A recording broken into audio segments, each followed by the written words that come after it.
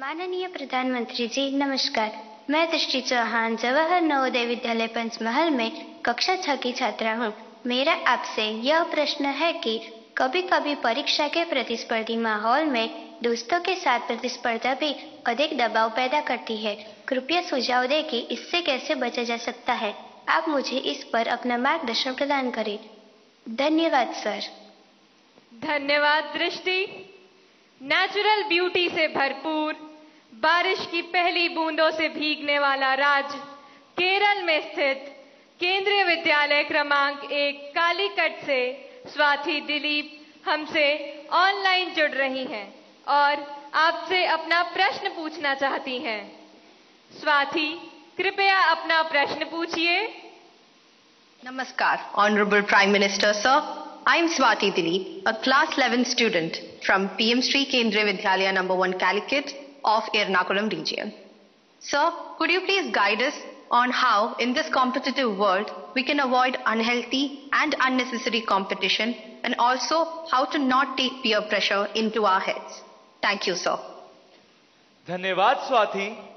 प्रधानमंत्री जी, कृपया भाग्य लक्ष्मी जी, दृष्टि और स्वाति द्वारा पूछे गए प्रश्नों में पीयर प्रेशर और कंपटीशन से होने वाली चिंता तथा इसके कारण रिश्तों में आने वाली कड़वाहट से कैसे बचें, कृपया मार्गदर्शन कीजिए।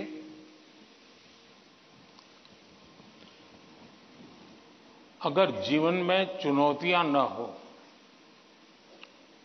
स्पर्धा न हो, तो फिर जीवन बहुत ही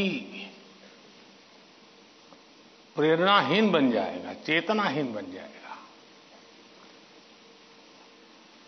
कंपटीशन होनी ही चाहिए, लेकिन जैसे एक सवाल में पूछा कालीकट से बच्ची ने, हेल्दी कंपटीशन, इसलिए कंपटीशन हेल्दी होना चाहिए। अब आपका जो सवाल है वो जरा डेंजर है और वो मुझे चिंता कराता है। शायद मुझे भी इस परीक्षा पे चर्चा पे इस प्रकार का सवाल पहली बार आया है। देखिए, कभी कभी इस प्रवृत्ति का जहर, ये बीज पारिवारिक वातावरण में ही बो दिया जाता है। घर में भी माँ बाप, दो बच्चे हैं तो दोनों के बीच में कभी एक के लिए अच्छा बोलेंगे, कभी दूसरे के लिए। तो कभी उन दो भाई बहन में भी, या दो भाई में भी, या दो बहनों में भी, देखिए माँ ने उसको तो ये कह दिया और मुझे ऐसा कह दिया। एक इस प्रकार की विकृत स्पर्धा का भाव जाने अनजाने में परिवार के रोजमर्रा के जीवन में बो दिया जाता है। और इसलिए मेरी सभी पेरेंट्स से आग्रह है कि कृपा करके बच्चों की इस प्रकार की कंपैरिजन, अपने ही संतानों की ऐसी कंपैरिजन मत कीजिए। उसके अंदर एक द्वेष का भाव पैदा कर देते हैं और वो परिवार में भी कभी न कभी लंबे समय के बाद वो बीज एक बहुत बड़ा जहरीला वृक्ष बन जाता है।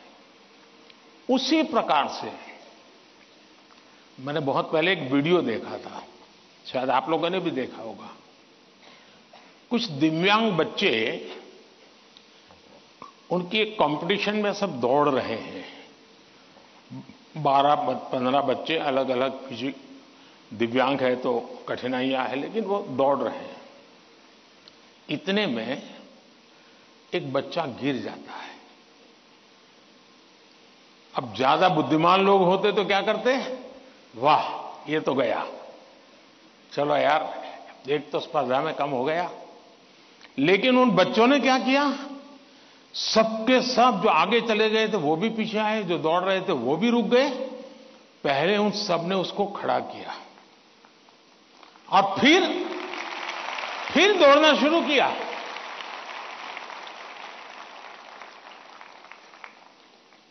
सचमुच में ये वीडियो दिव्यांग बच्चों के जीवन का भले होगा, लेकिन हम लोगों को भी ये बहुत बड़ी प्रेरणा और बहुत बड़ा संदेश दे देता है। अब तीसरा विषय है कि आपके दोस्त से आपको किस चीज की स्पर्धा है भाई? मान लीजिए 100 मार्क्स का पेपर है। अगर आपका दोस्त 90 ले गया तो क्या आपके लिए 10 मार्क बचा है क्या? आपके लिए 10 मार्क बचा है क्या? आपके लिए भी तो 100 है ना? तो आपको उससे स्पर्धा नहीं करनी है, खुद से करनी है। खुद से करनी है कि वो 100 में से 90 लाया, मैं 100 में से कितना लाऊं। उससे द्वेष करने की जरूरत ही नहीं है। एक्चुअली तो वो आपके लिए इंस्पिरेशन बन सकता है। और अगर यही मानसिकता रहेगी तो क्या करेंगे आप? अपने से तेज तर्रार व्यक्ति को दोस्ती नहीं बनाएंगे। आप ऐसे जिसकी कुछ चलती नहीं बाजार में, उसी को दोस्त बनाएंगे और खुद बड़े ठेकेदार बन के घूमते रहोगे। सचमुच में तो हमसे प्रतिभावान दोस्त ढूंढने चाहिए। हमने जितने ज्यादा प्रतिभावान दोस्त मिलते उतना हमारा भी तो काम बढ़ता है, हमारा स्पिरिट भी तो बढ़ता है। और इसलिए कभी भी हमने इस प्रकार का ईर्ष्या भाव कतई ही अपने मन में नहीं आने देना चाहिए। और तीसरा, मां बाप के लिए भी बहुत बड़ा चिंता का विषय है। मां बाप हर बार अपने बच्चों को कोसते रहे, देख तू खेलता रहता है, देख वो किताबें पढ़ता है, तू ये करता रहता है, देख वो पढ़ता है। यानी वो भी हमेशा उसी का उदाहरण देते हैं। तो फिर आपके दिमाग में भी यही एक मानदंड बन जाता है। कृपा करके मां बाप इन चीजों से बचे। कभी कभी तो मैंने देखा है कि जो मां बाप अपने जीवन में ज्यादा सफल नहीं हुए हैं, जिनको अपने पराक्रम, अपनी सफलताएं, अपनी सिद्धियों के विषय में दुनिया को कुछ कहने को नहीं है, बताने को नहीं है, तो वे अपने बच्चों का रिपोर्ट कार्ड ही अपना विजिटिंग कार्ड बना देते हैं। किसी को मिलेंगे, अपने बच्चे की कथा सुनाएंगे।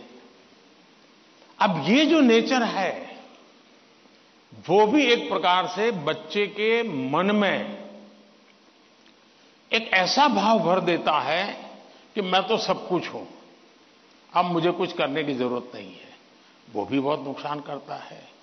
सचमुच में तो हमें अपने दोस्त में से ईर्ष्या भाव के बजाय उसके सामर्थ्य को ढूंढने का प्रयास करना चाहिए।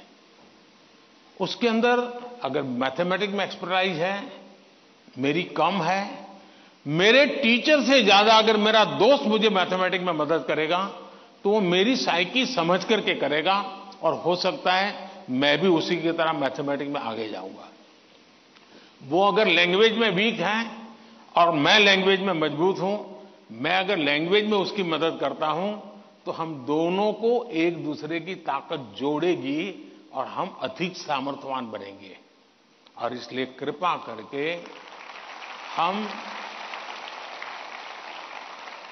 अपने दोस्तों से स्पर्धा और ईर्ष्या के भाव में न डूबें।